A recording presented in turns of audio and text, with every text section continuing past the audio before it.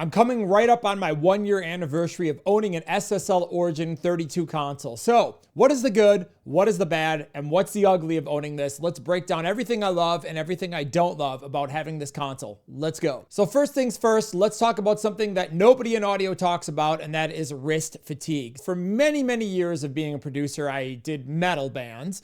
And, you know, I'm going to tell you from editing metal drums, the amount of wrist pain I have, carpal tunnel, and even tendonitis in my arm from using a mouse. I've switched many times to different mice. I tried like a vertical one. I've tried a regular mouse. I've tried different types of mice, like gaming mice. And I've been on this trackball mouse for a long time. And it's been good, but like I said, what happens is my wrist was flaring up and my arms, you know, when I would be mixing. And for years it bothered me. And of course, what can you do? It's how you make your living, right?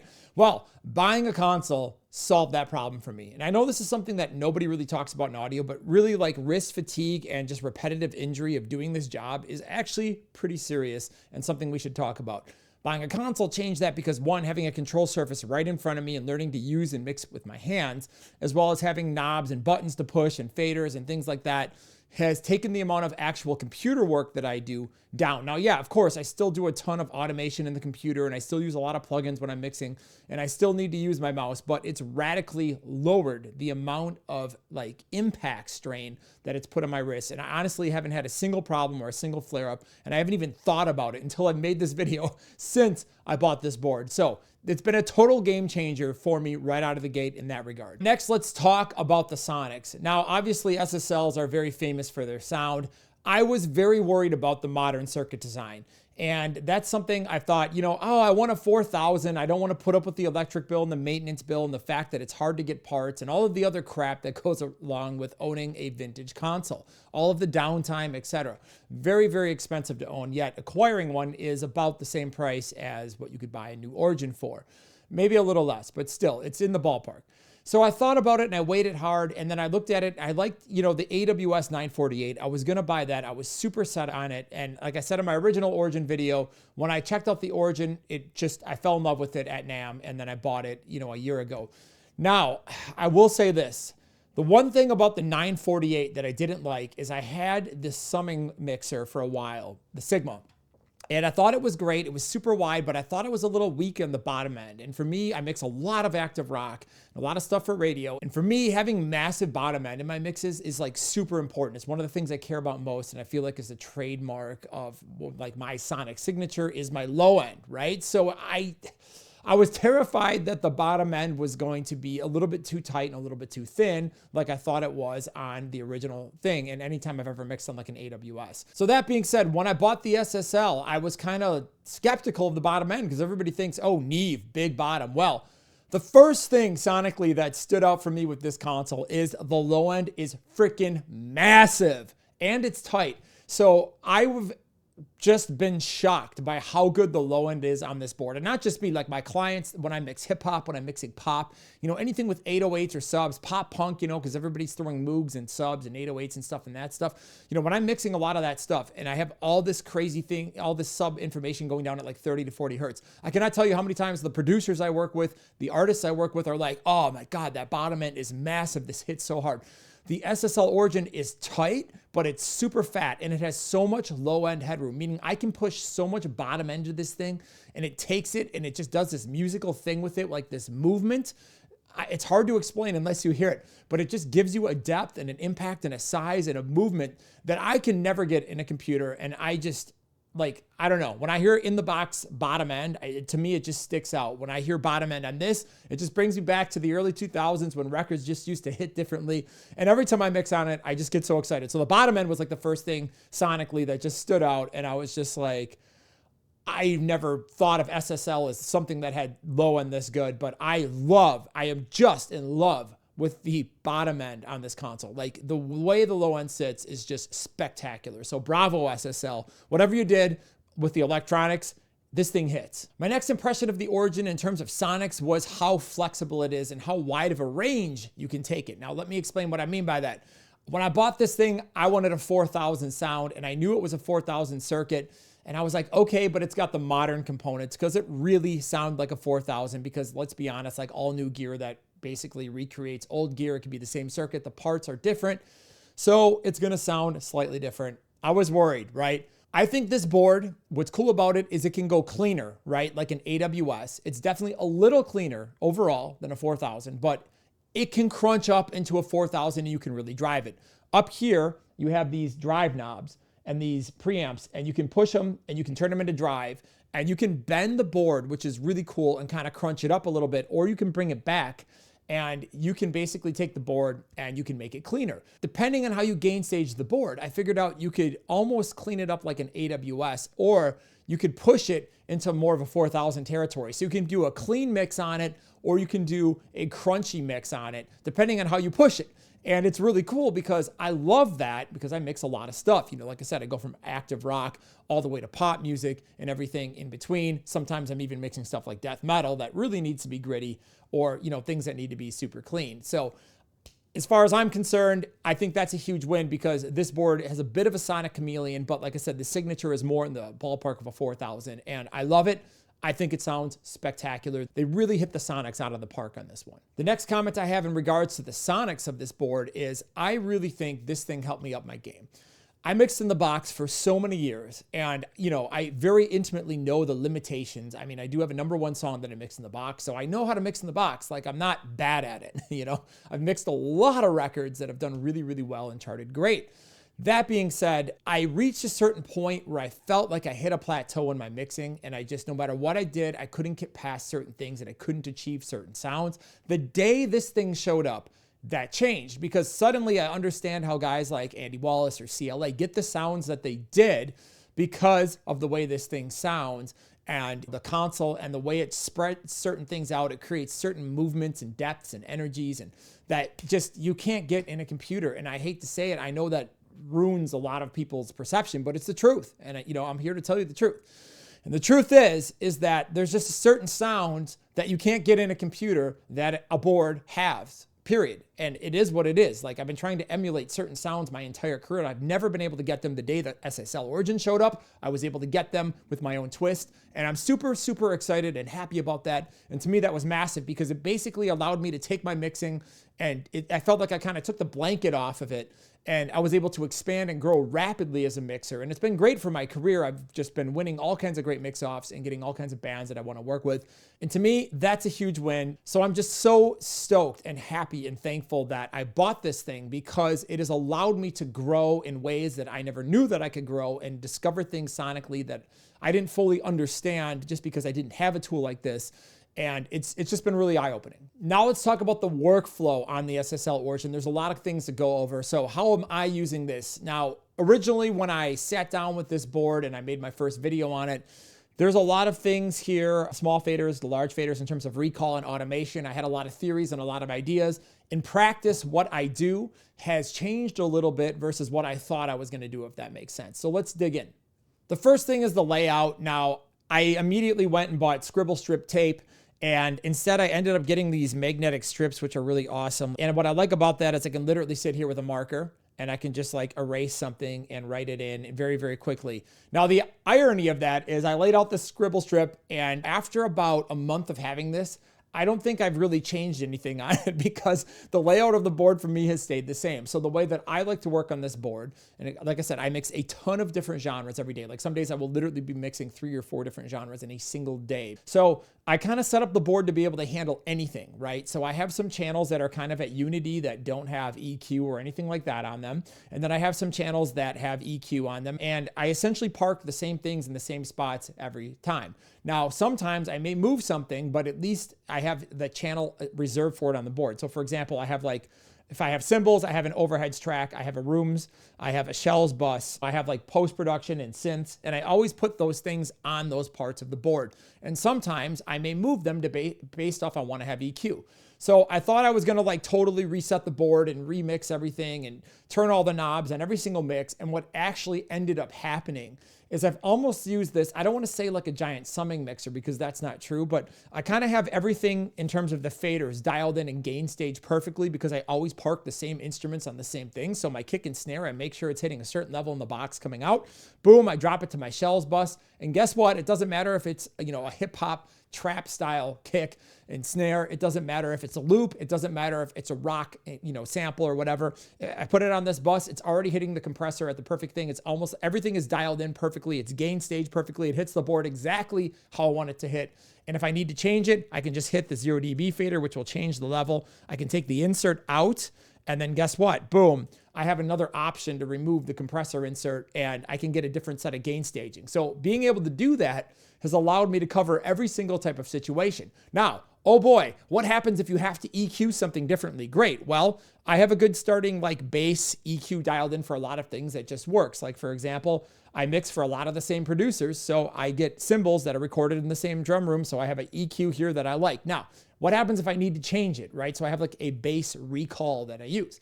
Well, if I have to change it, what I do is simple. I go in, I'll tweak the EQ, boom. I'll pop in the thing and print it. And then I'll come back, pop the EQ out, and then just, you know, adjust it a dB or two in terms of volume, run it back into the board because I've got my converters calibrated. And guess what? Now the track is sitting there. You know, you got to slide it back in time and stuff like that. But again, I can take a print pass and then I can put my EQ back to where it was. And then I don't have to worry about recalling. And I can just basically make an annotation in the notepad where it's like, hey, EQ in or EQ off on this. And I can print it. So it's really fast and really easy. And because I've been able to do that, essentially I thought I was gonna recall my mix on the small faders at Unity, but instead I've just kept my board essentially in the same bass stock position. So like I said, I've kind of dialed it in and matured it, and I'll just start a mix in that position.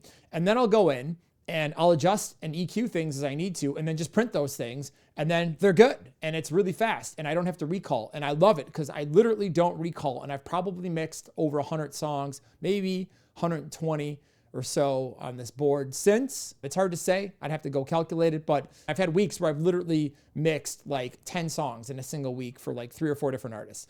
So being able to jump around and stuff like that, I've learned the flexibility. I can just print what I want to change. And for the most part, like I said, I've got all my faders and I've got it set up where I can just pop in 0 dB if I need to change something. And it's simple. I make an annotation in my notepad. So I've had no recall. Now, what about effects? Well, I thought I was going to bring the returns back here in the center of the board on the returns, but instead I brought them back on my small faders. And again, I found that more often than not, a lot of the same levels because of the way things are gain structured. If I have my vocals hitting at the right point, like these are really dialed in. So what I will do when I want to automate effects is I simply just print the effects and I'll kind of like mix it here. I'll do the whole mix, right? And then I'll be like, all right, now I want to do an effects automation pass. I'll print it. All right. You can just switch the path flip button, print the direct stem out here on the small faders, slide it back in time, you know, pop that out, and like it's amazing because now it's like I can just mute all these tracks. I can make a notepad thing that says mute effects returns, and then boom, that's it. So all I got to do is sit down and tap a tempo, maybe adjust some faders, and you know, you're off to the races with all the hardware effects. So that's worked out really good. It's been a lot of fun. When I got into hardware effects, I was like, okay, I really love plugin effects. They're so convenient. And I opened it up and I started playing and I dropped in some of the boxes and I'm like, okay, it sounds like a reverb. What's the big deal? But as soon as I unsoloed it, I was like, oh my God, there's a certain depth there, even though they're digital effects. There's a certain depth and a certain sound that these things have in a way they sit in the space that's different than the plugins. And it just sounds more 3D to me and more alive and more organic. And so for me, that's a big win and that's super exciting. So that was super easy to integrate on the board. I just use my small faders for that. And like I said, I just print them. Like I said, anytime I change something, and then I don't ever have to go back and worry about recall because I just know from memory that, you know, 9 out of 10 times I'm going to like my lexicon return at this position. And then if I need to change something, guess what? I just print it and that's it. So it's very, very easy. It's a very fast workflow. So that basically sums up my recalls. I mean, I literally just sit down in the DAW notepad and write off the things like, hey, you know, 7 and 8, I had the EQ in, or, you know, 9, 10, I had the EQ off and I printed it. And, you know, I can like recall a mix in about 1 to 2 minutes with just a couple of buttons pushed. And it's very, very fast and easy. I keep all my hardware in the same settings. Essentially, I find like the best setting for each thing and try to always improve the chains. Once I have it, I kind of just write it down in my computer and then, take pictures of it. And then that's it. Again, it's the base recall. And it's like, if I have to add a dB on the bottom of like the Neve MBT or my Gain Lab EQ or something, like I just notate like, hey, I went from 3K to 5K on the Gain Lab, but it's the same boost, or I went up 1 dB, and it's just so fast. It's super easy. Again, I can handle it with a notepad in 1 to 2 minutes. So I thought this thing was going to be a recall nightmare. It's actually a really, really fast workflow, and almost as fast as just mixing completely in the box. Okay, the next workflow topic everybody wants to talk about is automation. Oh boy, this has no automation. How do you possibly use this thing? Okay, well, originally I thought what I'm going to do is I'm going to mix on this. I'm going to print everything. I'm going to bring it back in the small faders, like I already said, at Unity. And I've got my whole system spec'd out to be able to do that. And I ended up not even doing that. Instead, what I've done is I've just got in the habit of automating pre-fader. And I know that might like terrify some people. So again, look, it's like I've been putting up all kinds of mixes and records on the charts, and I'm just sitting here thinking to myself, like, I don't have any problem automating pre-compressor. It's super easy. I just do it on the UF8 right in front of me. It's amazing. I kind of like it because like on the softer stuff, it can be more dynamic on things like vocals, but I've just had no problems. And if there is something where I really do need post-fader automation, what did I say earlier? I just print the channel, then I bypass it. I set it at 0. I bring it back, and it's like all I have to do is make one annotation, push these 2 buttons, push these 2 buttons, boom. All right, there's your recall, 4 seconds. You know what I mean? Like just print it in, and then you go and you write in your automation. So I haven't even been bringing it back on my small faders. I've been bringing them back on the large faders and just not even having to adjust the position of them. So it's been really interesting. I think it's a different workflow. It took me a while to get my head around it, but I don't need to automate post-fader 99.9% of the time, where I thought it was going to be a big deal. I was really considering getting one of the West Audio NG levelers. I'm like, well, for $5,000, I could, do the entire large fader on the board. Then I'm like, well, that's a lot of cables to plug in and a lot of screwing around. And honestly, I've just been essentially automating pre-fader. And it's been amazing, pre-compression, pre-EQ. And I know that terrifies people, but 98 to 99% of the time it's been that. And I've had not a single problem. So there's your automation. What can I say? I think it's been, I don't know. It's just, it's worked for me, and I'm getting the results that I want to very quickly. And I never thought it was going to work that way, but it has. And that's the workflow I've adopted, and it's working great for me. So those are all the things I do like and love about the SSL Origin. I mean, it's great. So let's talk about what I don't like. Here we go. Okay, what don't I like about this board? Well, honestly, and I'm not getting paid or I'm not comped by SSL in any way. I didn't get artist pricing. There's no relationship. There's nothing that I don't like about the board. I freaking love it. I think this is one of the best tools that's been ever made for a modern mixer, and like it's incredible. It's so well thought out. Once you get your head around it, it's easy. So if I had to nitpick some things on this, okay, it would be nice if the compressor on the stereo bus could be assignable to one of the group buses. Okay, that would be a slight improvement. Because, some people like to take their vocals outside of their instrumental bus compressor and things like that. I feel like that could be useful. But I mean, that's so nitpicky, I almost feel like it's silly. If I had to nitpick something else, I really wish there was like a stereo version of this board, like the AWS, where the EQ was stereo and the fader was stereo. Wow, that would be incredible to have like a 32 channel stereo board where you can just basically flip a single channel to mono I think that's cool. Like the 948, that's one thing that really got me, because like 90% of what I mix is stereo. I might have like 4 or 5 mono stems in an entire mix. So being able to do that, I think would be awesome and increase the channel count. And I understand that would increase the costs and all that. But again, that's more of like a fantasy than it really is, I think, like an actual complaint about this board. And the final thing I would nitpick on this if I had to is the way that these faders are set up is that you can take the long fader or the small fader and you can run the direct out. You have to flip a switch and you can change the path routing. And what I mean by that is, so for example, if I return my effects on my small fader and I want them to go to my instrumental bus, I can't do that. It goes straight to the main fader on the board. And again, not a big deal. It's not been a problem. Actually, sometimes it's nice because in a way you can do parallel compression, but sometimes I wish I could just take the small fader and then bus it without having to make it to choose between the long and the small fader, if that makes sense. Again, that's so pointless and such an edge case. To me, that's not even like good feedback, and it's not something that's like even close to like a deal breaker and annoyance for me. There's so many other ways to work around that. Like if I really wanted to take my effects on a small fader and run them, I could just print them and then bring them back on a pair of long faders. Wow. So It's not really a gripe. And finally, the one thing that I absolutely disliked about this board and getting it in here and absolutely hated, this thing is a heavy beast and it is damn hard to carry. It took 5 dudes, 5 strong guys to carry this all, like we all work out, to carry this thing down the hallway, and we had to put it down like 6 or 7 times. Getting this thing in here was hell on earth. I mean, you're looking at the weight, you're like, oh, that's not that heavy. And then you get it in and you're like, okay, it's that heavy, because the heat sinks on the back are really sharp and you got to go in there with gloves or they just totally tear up your hands. So moving this thing is terrible. It is a massive, massive beast. And again, that's not SSL's fault. It's just like, that's what you get when you buy a large format analog console. So that being said, that's the only thing I really have to complain about that I don't like, is installing this thing was hell. And if I ever bring it out of this room, I'm probably going to hate my life. So to sum everything up, I will say this: out of all of the equipment that I've ever bought in my entire life, and I've had everything you can think of, I will say that the SSL Origin 32, hands down, and like I said, I'm not getting paid by SSL or Compt in any way to say this, but I will say that hands down, the SSL Origin 32 is the best piece of gear I've ever invested in my studio.